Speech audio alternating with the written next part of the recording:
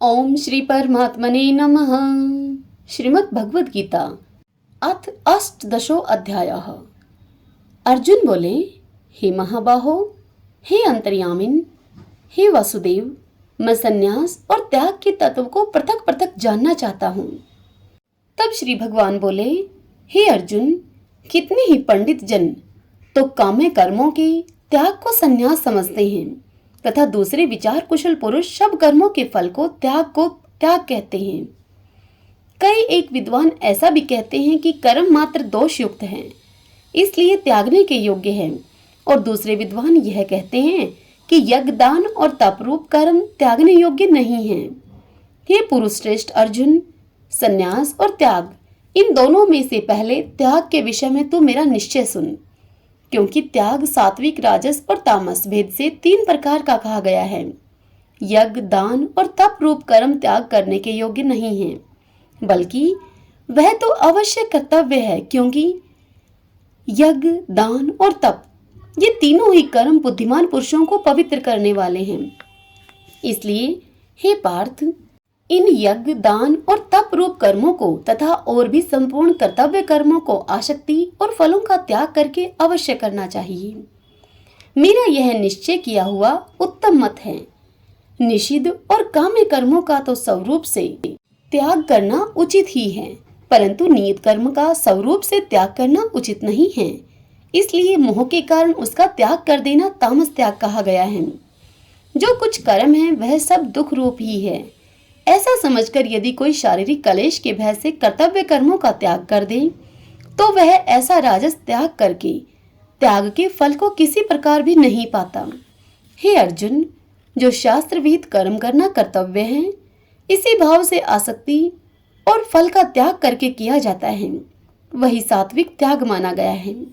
जो मनुष्य अकुशल कर्म से तो द्वेष नहीं करता और कुशल कर्म में आसक्त नहीं होता, वह शुद्ध सत्व गुण से युक्त, परम संशय रहित, बुद्धिमान और सच्चा त्यागी है। क्योंकि शरीरधारी किसी भी मनुष्य के द्वारा संपूर्णता से सब कर्मों का त्याग किया जाना शक्य नहीं है। इसलिए जो कर्म फल का त्यागी है वही त्यागी है, यह कहा जाता है। कर्म फल का त्याग न करने वाले मनुष्यों के कर्मों का तो अच्छा, बुरा और मिला हुआ ऐसे 3 प्रकार का फल मरने के पश्चात अवश्य होता है, किंतु कर्म फल का त्याग कर देने वाले मनुष्य के कर्मों का फल किसी काल में भी नहीं होता। हे महाबाहो, संपूर्ण कर्मों की सिद्धि के ये 5 हेतु कर्मों का अंत करने के लिए उपाय बतलाने वाले सांख्य शास्त्र में कहे गए हैं। उनको तुम मुझसे भली भांति जान। इस विषय में अर्थात कर्मों की सिद्धि में अधिष्ठान और कर्ता तथा भिन्न भिन्न प्रकार के कारण एवं नाना प्रकार की अलग अलग चेष्टाएं, और वैसे ही 5वां हेतु दैव है।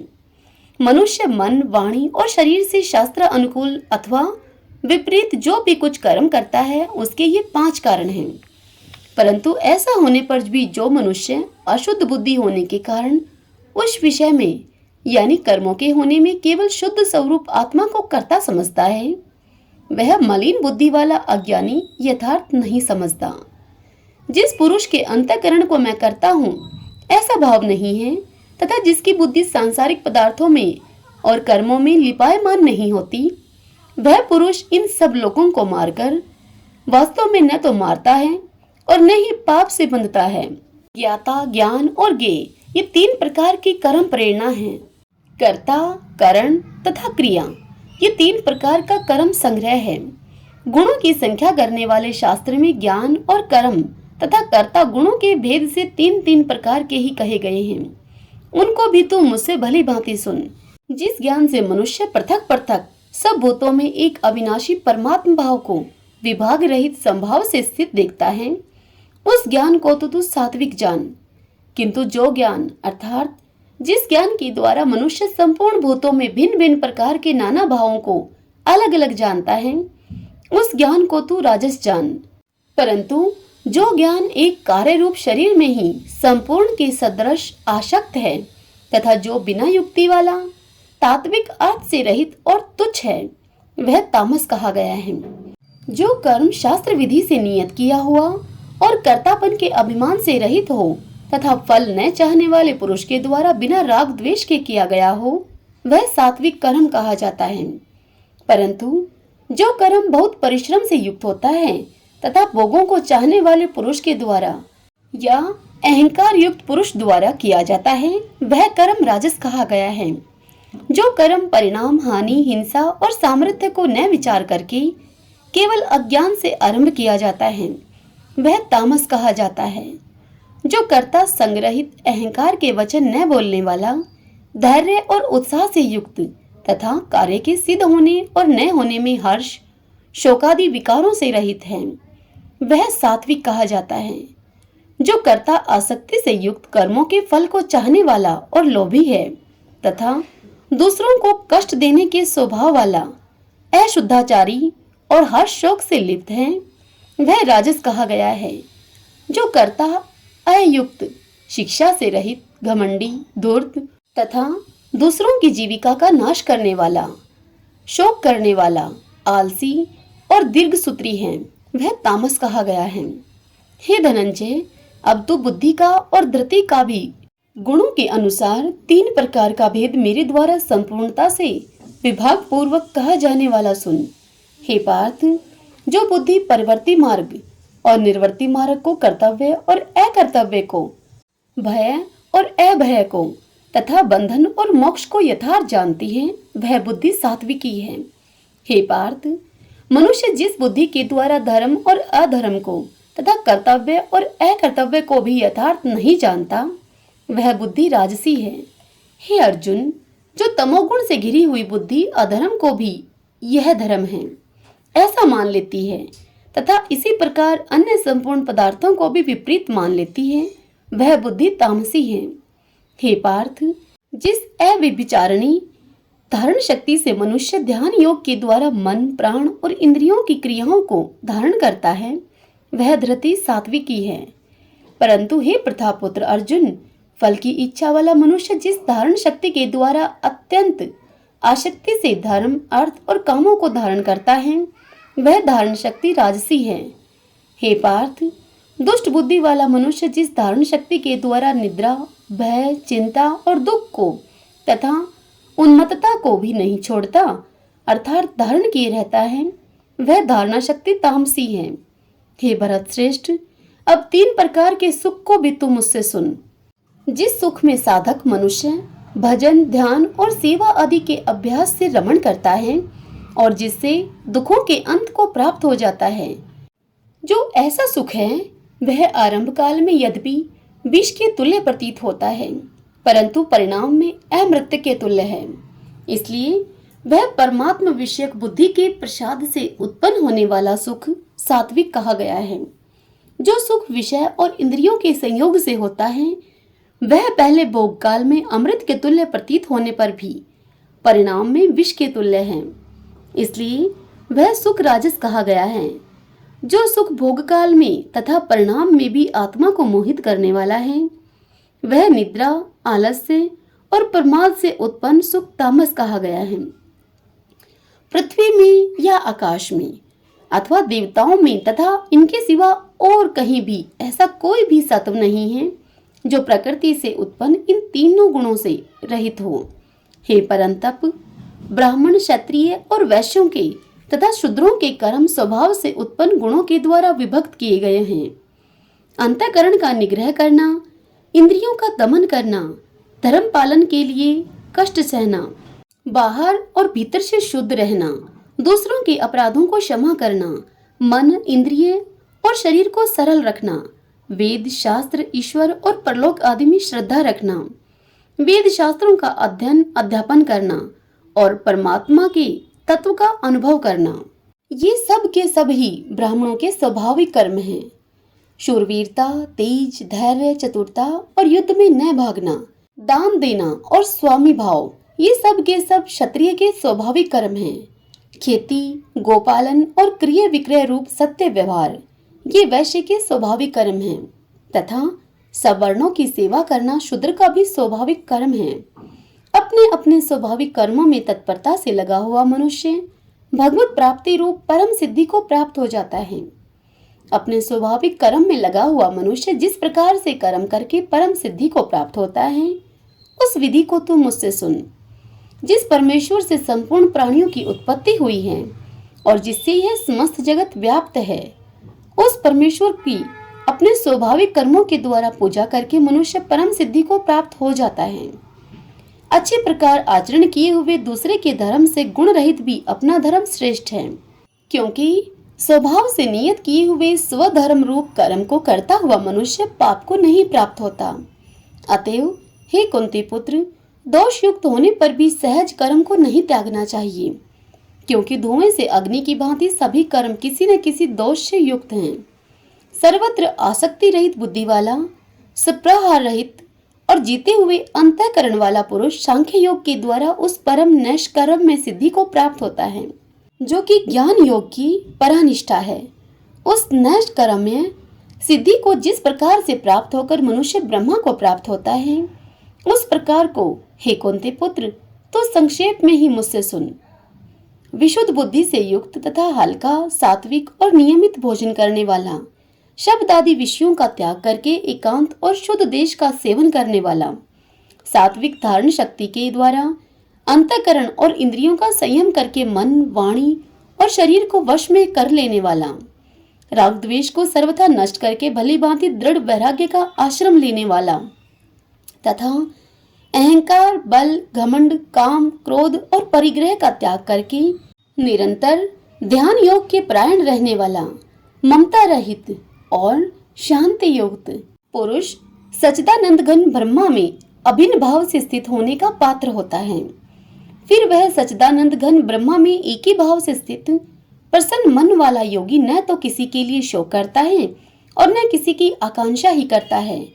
ऐसा समस्त प्राणियों में संभाव वाला योगी मेरी पराभक्ति को प्राप्त हो जाता है। उस पराभक्ति के द्वारा वह मुझ परमात्मा को मैं जो हूँ और जितना हूँ ठीक वैसा का वैसा तत्व से जान लेता है तथा उस भक्ति से मुझको तत्व से जानकर तत्काल ही मुझ में प्रविष्ट हो जाता है। मेरे परायण हुआ कर्म योगी तो संपूर्ण कर्मों को सदा करता हुआ भी मेरी कृपा से सनातन अविनाशी परम पद को प्राप्त हो जाता है।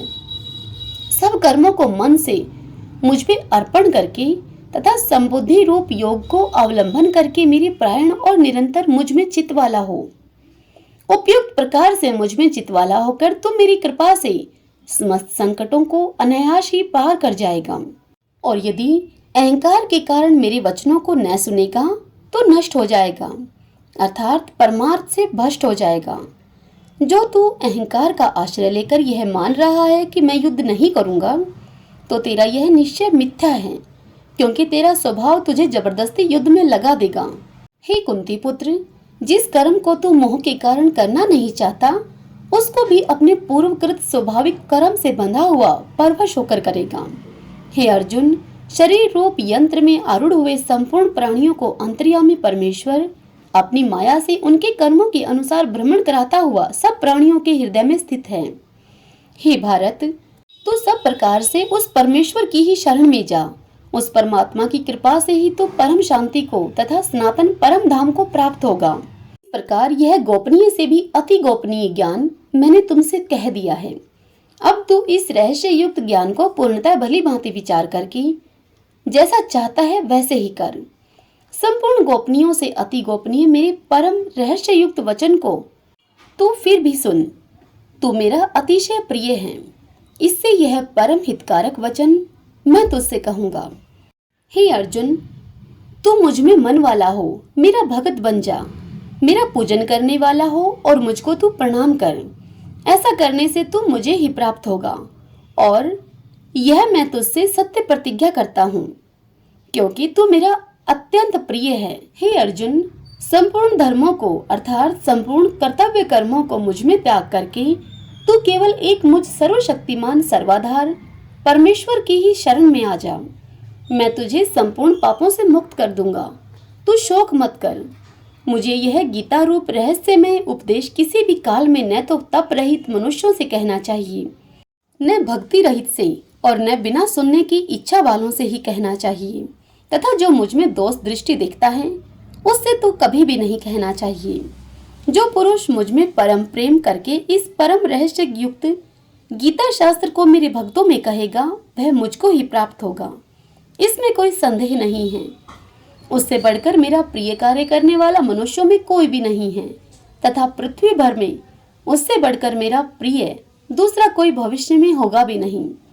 जो पुरुष इस धर्म में हम दोनों के संवाद रूप गीता शास्त्र को पढ़ेगा, उसके द्वारा भी मैं ज्ञान यज्ञ से पूजित होऊंगा, ऐसा मेरा मत है।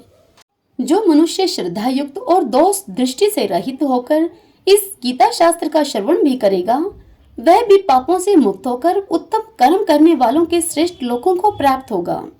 हे पार्थ, क्या इस गीता शास्त्र को तूने एकाग्र चित्त से श्रवण किया? और हे धनंजय, क्या तेरा अज्ञान जनित मोह नष्ट हो गया? तब अर्जुन बोले, हे अच्युत, आपकी कृपा से मेरा मोह नष्ट हो गया और मैंने स्मृति प्राप्त कर ली है। अब मैं संशय रहित होकर स्थित हूँ, अतः आपकी आज्ञा का मैं अब पालन करूंगा। संजय बोले, इस प्रकार मैंने श्री वासुदेव के और महात्मा अर्जुन के इस अद्भुत रहस्य युक्त रोमांचकारक संवाद को सुना। श्री व्यास जी की कृपा से दिव्य दृष्टि पाकर मैंने इस परम गोपनीय योग को अर्जुन के प्रति कहते हुए स्वयं योगेश्वर भगवान श्री कृष्ण से प्रत्यक्ष सुना है। हे राजन, भगवान श्री कृष्ण और अर्जुन के इस रहस्य युक्त कल्याणकारक और अद्भुत संवाद को पुनः पुनः स्मरण करके मैं बारंबार हर्षित हो रहा हूँ। हे राजन, श्री हरि के उस अत्यंत विलक्षण रूप को भी पुनः पुनः स्मरण करके मेरे चित्त में महान आश्चर्य होता है और मैं बार बार हर्षित हो रहा हूँ। हे राजन, जहाँ योगेश्वर भगवान श्री कृष्ण हैं और जहाँ गांडीव धनुषधारी अर्जुन हैं, वहीं पर ही श्री विजय विभूति और अचल नीति है, ऐसा मेरा मत है। हरि ओम तत्सत। ओम श्री परमात्मने नमः। भक्तजनों, यह श्रीमद् भगवत गीता का अंतिम अध्याय मैंने आपको सुना दिया है। यदि जाने अनजाने हे कृष्णा मुझसे भूल चूक हो जाए तो मुझे आप क्षमा कीजिए। भक्तजनों, मेरी आपसे भी यही अनुरोध है। भक्तजनों, संपूर्ण श्रीमद् भगवत गीता के पठन और श्रवण के पश्चात आरती अवश्य करनी चाहिए। आइए अब हम सब आरती करें। जय भगवद गीते, जय भगवद गीते, हिरहिय कमल विहारिणी सुंदर सुपुनीते। जय भगवद गीते, कर्म सुमर्म प्रकाशिनी काम शक्ति हरा, काम शक्ति हरा, तत्व ज्ञान विकाशिनी, तत्व ज्ञान विकाशिनी विद्या ब्रह्मा परा। जय भगवद गीते, निश्चल भक्ति विदायिनी निर्मल मलहारी, निर्मल मलहारी, शरण रहस्य परदायिनी, शरण रहस्य परदायिनी, सब विधि सुखकारी। जय भगवद गीते, राग द्वेष विदारिणी, कारिणी मोद सदा, कारिणी मोद सदा, भव भयहारिणी, भव भयहारिणी तारिणी, परमानंद प्रदान। जय भगवद गीते, असुर भाव विनाशिनी, नाशिनी तम रजनी, नाशिनी तम रजनी, दैवी सद्गुणदायिनी, दैवी सद्गुणदायिनी, हरि रसिका सजनी। ओम जय भगवद गीते, क्षमता त्याग सिखावनी, हरिमुख की बानी, हरिमुख की बानी, सकल शास्त्र की स्वामिनी, सकल शास्त्र की स्वामिनी, श्रुतियों की रानी। जय भगवद गीते, दया सुधा बरसावनी, मातु कृपा कीजिए, मातु कृपा कीजिए, हरिपद प्रेम दान करे, हरिपद प्रेम दान करे, अपनों कर लीजिए। जय भगवद गीते, जय भगवद गीते। श्रीमद् भगवद गीता को सत सत नमन। जय श्री कृष्णा। राधे राधे।